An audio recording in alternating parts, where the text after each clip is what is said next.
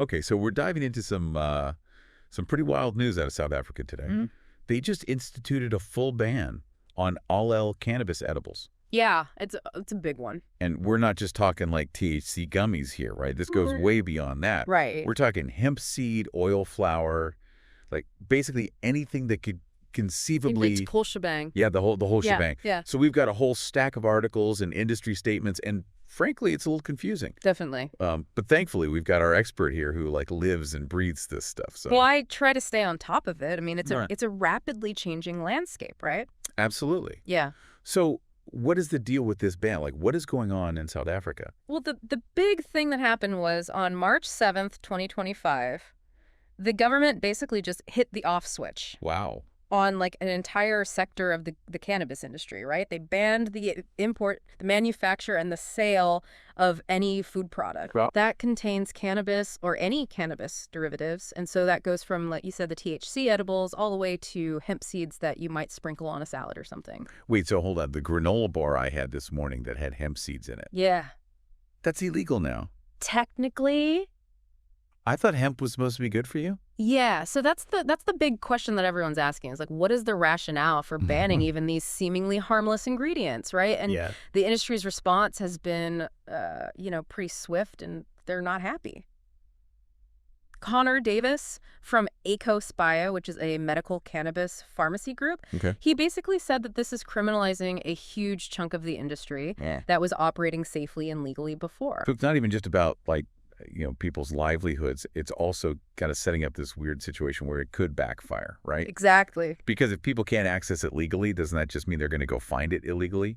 That's exactly right. That's one of the big concerns, is that this ban will just drive the market underground. Right. Where there's no regulation, there's no quality control, and ultimately it could put consumers at even greater risk. Wow.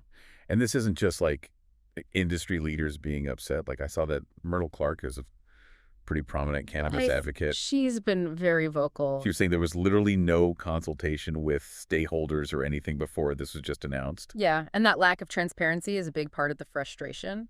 It seems like a pretty major decision to make without talking to anyone who it's going to affect. Yeah, absolutely. And it makes you wonder, how committed is the government really to this industry? Because, I mean, remember back in the 2025 State of the Nation address, President Ramaphosa was talking about how South Africa could be a global leader in hemp production. Right. So it's like complete mixed messages. Exactly. It's like on one hand, they're saying invest in hemp, and then on the other hand, they're shutting down all these businesses that are trying to do just that. Yeah, it's super confusing for everyone. Yeah, and a big part of the issue here is this lack of a, risk-based framework for regulation. Right. Which is basically, the idea that regulation should be tailored to the specific level of risk that a product poses. Right. So, for example, a food product with a high concentration of THC might be regulated differently from hemp seed oil, which contains very low levels of THC and is generally considered safe.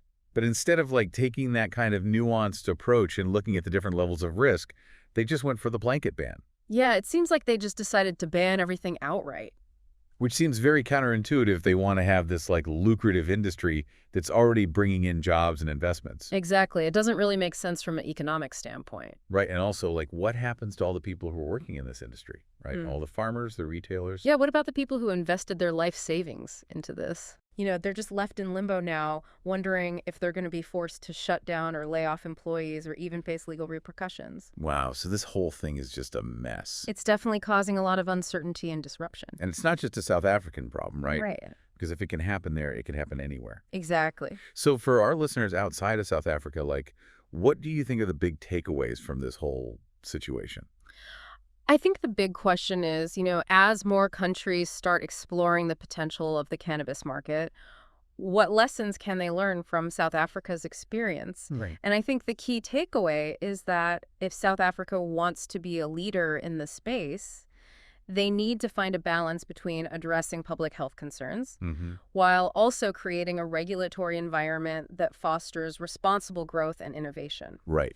It's a complex issue with no easy answers, but it's something that all countries are going to have to grapple with as the global cannabis market continues to evolve. Yeah. A lot to think about for sure.